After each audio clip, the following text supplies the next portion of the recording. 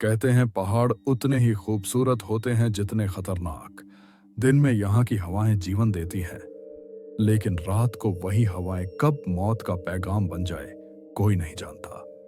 देवभूमि कहलाने वाला उत्तराखंड देवताओं का घर है, लेकिन इनके बीच ऐसे भी प्रेत हैं जिनकी प्यास कभी खत्म नहीं होती। आज मैं तुम्हें ऐसी ही एक कहानी सुनाने जा रहा हूं, छलावा की कहानी। अजय, करण और दीपक बचपन से ही एक दूसरे के बिना अधूरे थे। तीनों ने एक ही स्कूल में पढ़ाई की थी। अजय सबसे समझदार और शांत स्वभाव का लड़का था। दीपक थोड़ा डरपोक किस्म का था, लेकिन उसके दिल में दोस्तों के लिए सच्चाई थी। और करण करण सबसे अलग था। उसकी आंखों में हमेशा चुनौती देने का भाव रहता।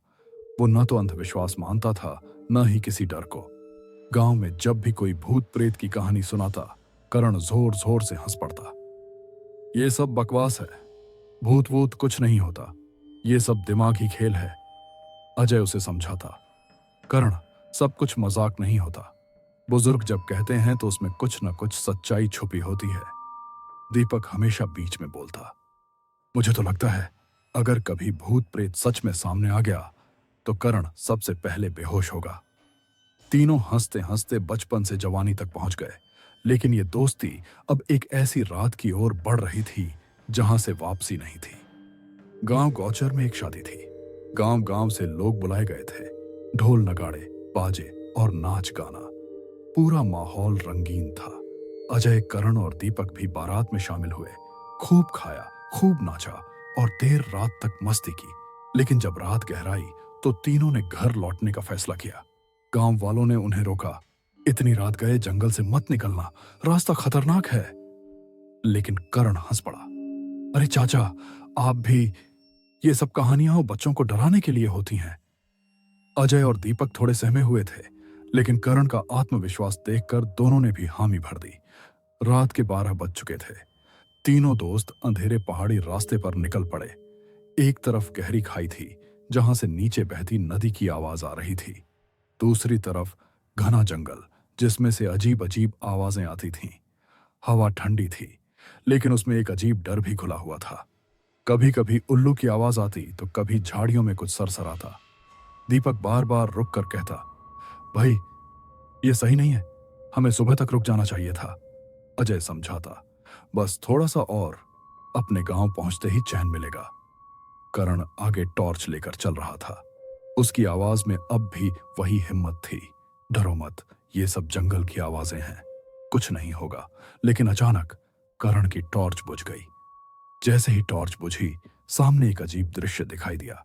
धुंध के बीच सफेद कपड़ों में एक औरत खड़ी थी। उसके बाल खुले थे, चेहरा आधा साड़ी से ढका हुआ। वो ऐसे लग रही थी जैसे किसी मदद की तलाश में हो। अजय की सांस अटक गई। ये, दीपक ने कांपते हुए कहा, भाई, ये वही तो नहीं जिसके बारे में सुना है, छलावा। करण हंस पड़ा। छोड़ो यार, ये कोई भटकी हुई औरत है, चलो पूछते हैं। वो औरत धीरे धीरे उनकी तरफ बढ़ी। उसकी आवाज बेहद धीमी और अजीब थी। भैया, मुझे रास्ता दिखा दो, मैं घर नहीं जा पा रही। दीपक ने अजय का हाथ कसकर पकड़ लिया। अजय ने धीमी आवाज में कहा, कहीं मत बोलना, ना उसकी मदद करना, ये वही है। लेकिन करण आगे बढ़ गया। करण ने औरत की तरफ हाथ बढ़ाते हुए कहा, आओ बहन जी, हम रास्ता दिखा देंगे। जैसे ही उसने ये कहा, उस औरत ने धीरे धीरे चेहरा उठाया। चेहरा देखकर तीनों की रूह कांप गई। उसकी आंखें लाल आग की तरह जल रही थीं। चेहरे पर गहरे कटे हुए घाव थे। उसकी लंबी जीभ नीचे तक लटक रही थी और उसके पैर जमीन को छू ही नहीं रहे थे। उसकी आवाज अचानक बदलकर बेहद भयानक हो गई। अब तुम मेरे हो, दीपक वहीं चीख पड़ा। अजय का शरीर ठंडा पड़ गया और करण, पहली बार उसके चेहरे पर डर दिखाई दिया। तीनों दोस्त जैसे तैसे पीछे हटने लगे, लेकिन जैसे उनके कदम जमीन में धंस गए हों वैसे लग रहा था। जंगल की हवा अचानक भारी हो गई थी। पत्तों की सरसराहट अब किसी फुसफुसाहट जैसी लगने लगी। वो औरत, या कहो छलावा, धीरे धीरे उनके करीब आ रही थी। दीपक ने कांपते हुए कहा, करण, मैंने कहा था ना, ये सच है, ये सच है। अजय बुदबुदाया, भगवान बचाओ, भगवान बचाओ।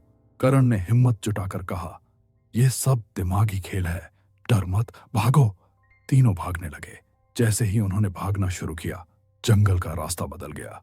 जहां वो रोज चलते थे, वही रास्ता अब बिल्कुल अजनबी लग रहा था। दीपक सबसे पीछे रह गया। उसके पैर भारी हो गए। अचानक उसकी आंखों के सामने वही औरत आ गई।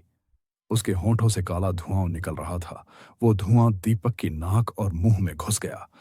उसकी चीख गूंजी, आ आ।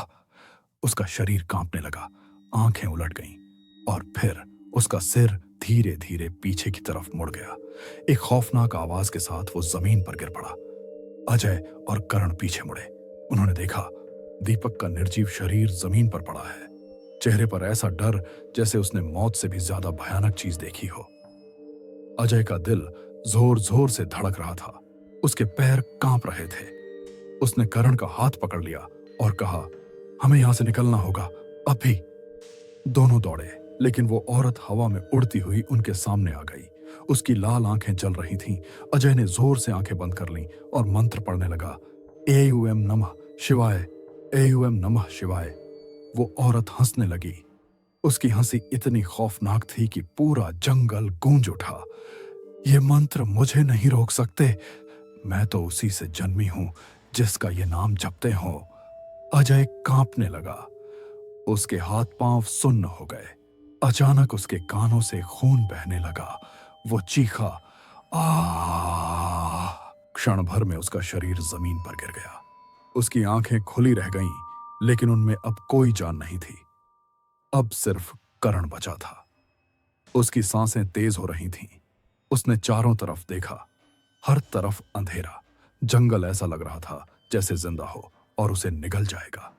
करण ने कांपते हुए कहा, कौन है तू? क्यों मार रही है हमें? वो औरत उसके सामने प्रकट हुई। उसकी आवाज गूंजी, मैं वही हूं जिसे तुम इंसान भूल चुके हो।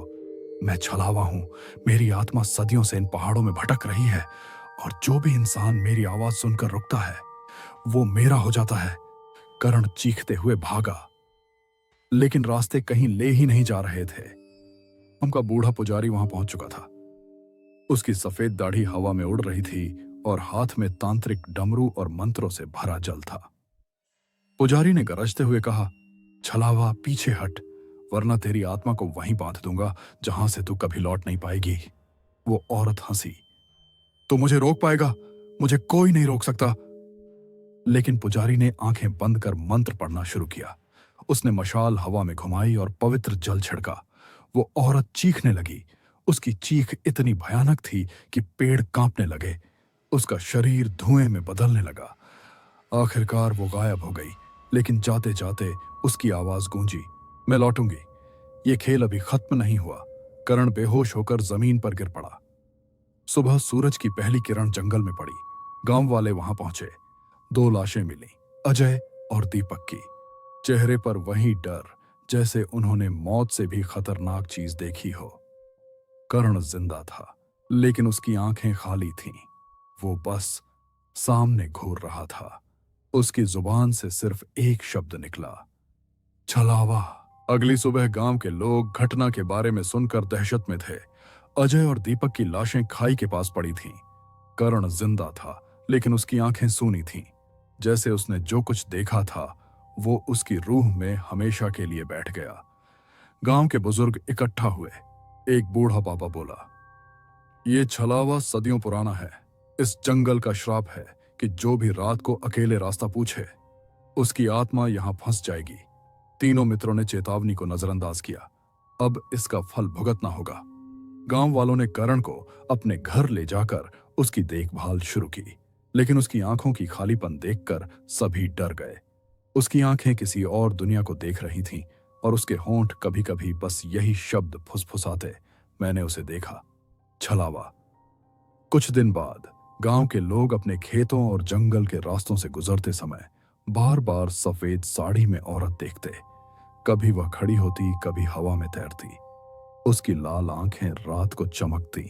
गांव वालों ने तय किया कि उस जंगल के रास्ते को रात में पूरी तरह से बंद कर दिया जाए। लेकिन छलावा, जैसा कि पुरानी कहानियां कहती थीं, कभी मरता नहीं। वो नए शिकार ढूंढता है, हर साल किसी न किसी की मौत का कारण बनता है। सालों बाद गांव में कुछ युवा आए। उन्हें इन कहानियों पर विश्वास नहीं था। तीनों दोस्त जो अब अपने परिवारों के साथ शहर में रहते थे, उन्होंने सोचा कि यह सिर्फ लोक कथा है। लेकिन एक रात तीन युवाओं ने जंगल से होकर गुजरना शुरू किया।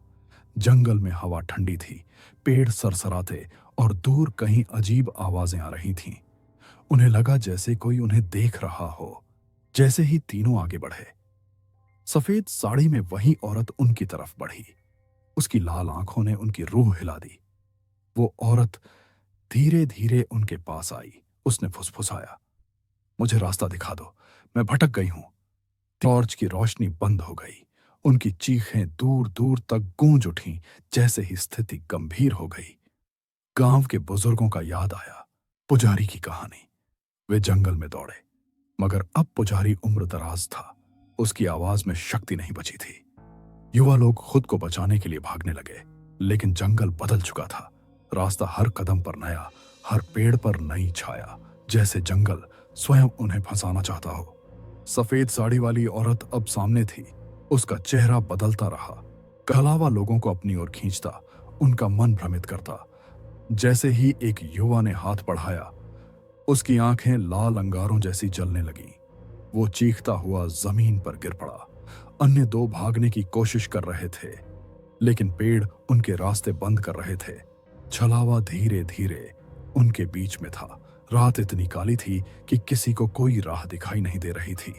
सिर पर बादल घिर रहे थे, हवा में गंधें बदल रही थीं, पेड़ों की शाखाएं खून जैसी चमक दिखा रही थीं। तीनों युवा अब एक खुली जगह पर पहुंच गए, लेकिन वहां भी कोई बचाव नहीं था। सिर्फ वही औरत, उसकी लाल आंखें, उसकी लंबी जीभ और हवा में गूंजती चीख। एक युवा गिर पड़ा, दूसरा उसके पीछे भागा, लेकिन छलावा हर बार सामने आ जाता, जैसे जंगल खुद उसकी रचना हो। तीसरा युवक हिम्मत करके पुजारी के मंत्र जोर से पढ़ने लगा, लेकिन जंगल की शक्ति छलावे को रोक नहीं पा रही थी। छलावा ने तीनों के बीच में धुआं फैलाया। तीनों चीखते चीखते गिर पड़े। सिर्फ एक चीज स्पष्ट थी, छलावा का श्राप अब भी जीवित था। वो हर साल हर रात नए शिकार की तलाश करता। आज भी उत्तराखंड के इन पहाड़ों में लोग कहते हैं, अगर रात को कोई अकेला व्यक्ति जंगल से गुजरता है और सफेद कपड़ों में कोई औरत रास्ता पूछती है, तो उसकी मदद मत करना, क्योंकि छलावा कभी मरता नहीं। वो देख रहा है, सुन रहा है और इंतजार कर रहा है। अगली सुबह शायद तुम्हारा नाम भी यहां गूंज रहा होगा।